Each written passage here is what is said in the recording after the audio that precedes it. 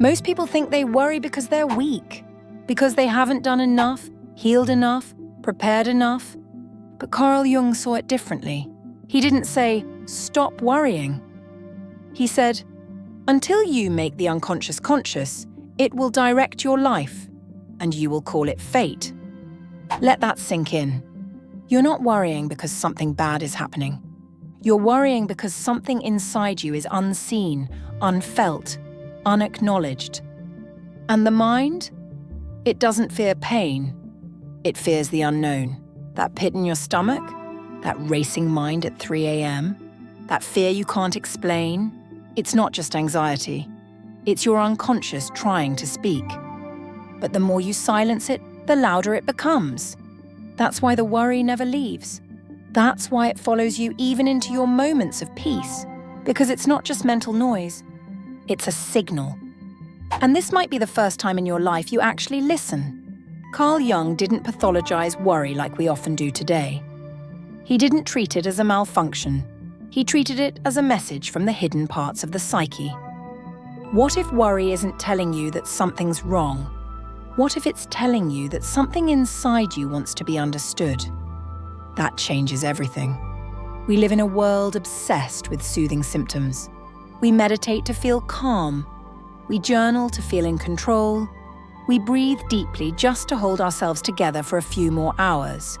But Jung would say, don't just manage the surface. Go underneath it, because the source of your worry might not be the situation you think it is. It might be an unlived part of you.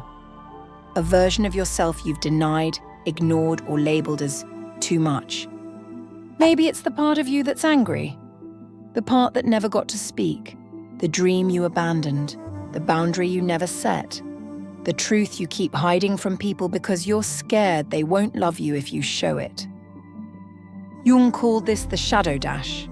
And worry is often the echo of your shadow knocking on the walls of your life, begging to be seen. And what happens when you keep ignoring it? You get more anxious, more restless. You start to worry about everything, even things that don't make sense. You catastrophize. You doubt yourself. You try to fix it by overworking, overthinking, oversharing. But the real fix is presence. Not presence in the now, but presence with yourself. With your whole self.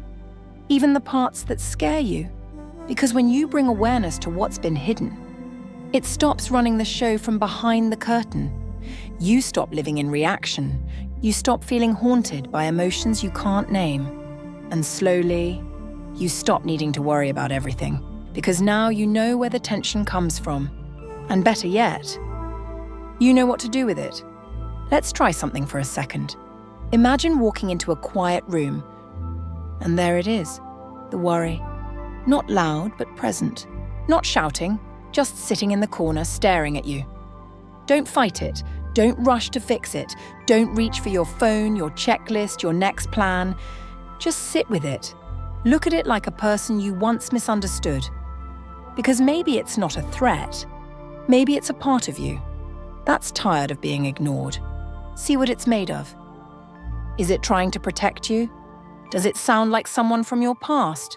Or maybe it doesn't want anything at all. Maybe it just wants you to stop running. You don't have to call this a spiritual practice. You don't have to label it inner work or healing. You can just call it being honest with yourself.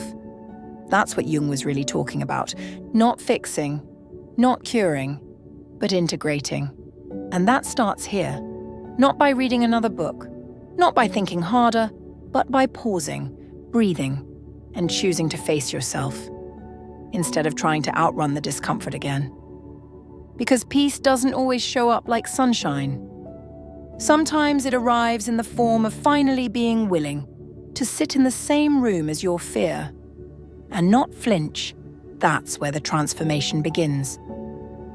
Think about one thing you've been worrying about lately. That one recurring thought, the one that sneaks in during the silence. Ask yourself something no one ever taught you to ask. What's underneath this worry? Go slow, don't rush it, because worry is rarely about what it says it's about.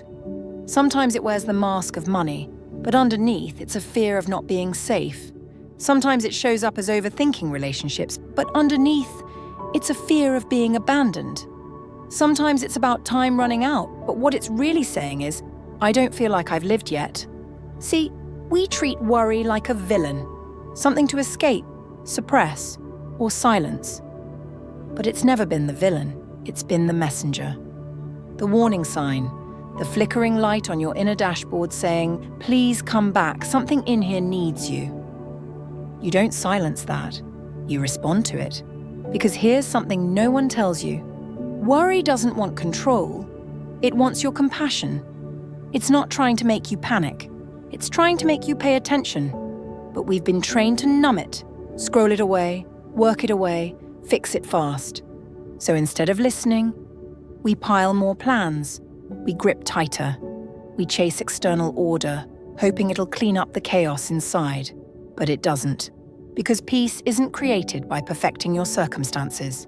Peace is created by finally saying, okay, I see you. Let's sit with this. Let's feel it through.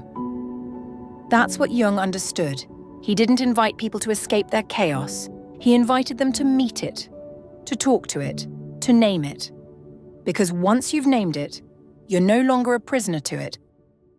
What if worry didn't just shape your thoughts, but started shaping who you think you are? Let me tell you this.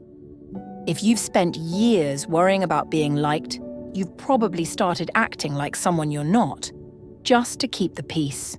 If you've worried about failing, you may have built a life around avoiding risk instead of pursuing passion. And if you've worried about being too much or not enough, you've likely spent years trying to be acceptable instead of authentic. Little by little, worry becomes more than a feeling. It becomes your filter, the lens you view the world through, the gatekeeper that decides what's safe to say, feel, want, or become. And one day, you wake up and realize you don't recognize yourself. That's the trap. Worry doesn't just limit your peace, it limits your identity. And Carl Jung knew this better than anyone. He believed that when we avoid the unconscious, when we let fear and worry run the show, we create a persona, a mask, a version of ourselves that looks functional, but feels hollow on the inside. And we call that normal. We call that growing up. We call that being responsible. But it's not. It's abandonment of your instincts, of your spirit, of the quiet, true voice that exists underneath all the noise. The worst part? You might not even know it happened, because that mask is so good, it even fools you. We're talking about reclaiming your sense of self, the part of you that wasn't built by fear, the part of you that doesn't need to perform, prove, or predict. Because if worry built the mask, presence is how you take it off. And who you are beneath that mask. That's where peace begins. That's who you've been all along. So here's the plot twist no one tells you. What if the goal was never to stop worrying? What if the goal was simply to understand where it's coming from and stop letting it drive? See, we're so trained to solve everything, to optimize, to fix, to get rid of the problem as fast as possible. But what if worry isn't a problem? What if it's a compass, pointing somewhere real? And what if your constant effort to escape it is what's keeping you stuck? Carl Jung didn't teach people to eliminate their darkness. He taught people to integrate it, to realize that the tension inside you isn't brokenness, it's duality. It's the human experience calling you into deeper awareness. You're allowed to be both, someone who feels uncertain and someone who's still on the path, someone who holds fear and someone who still moves forward, someone who questions everything and someone who keeps listening for answers anyway. You don't have to be a spiritual master. You don't have to be perfectly healed. You don't have to decode your whole unconscious this week. You just have to stop fighting yourself. That's the shift. Not by silencing your thoughts, but by walking beside them without letting them lead. You don't rise by crushing your shadow. You rise by holding hands with it and choosing to keep going anyway. So maybe next time worry shows up, don't fix it. Don't run, just stay. Stay curious, stay honest, and stay open to the fact that maybe, just maybe, this moment was never a setback. It was an invitation. I've been working on something behind the scenes, and it's almost ready to share. It's a 7-day shadow work journal, a digital guide designed to help you go deeper into this process of self-understanding. For 7 days, you'll explore the parts of yourself that are usually hidden. Your fears, your patterns, your guilt, your control, your wounds. But not to shame them. To meet them with honesty, with care, and maybe for the first time, with compassion. Each day in the journal includes a theme to focus on, like self-worth, inner child work, or emotional triggers. A short, grounding explanation of what it all means.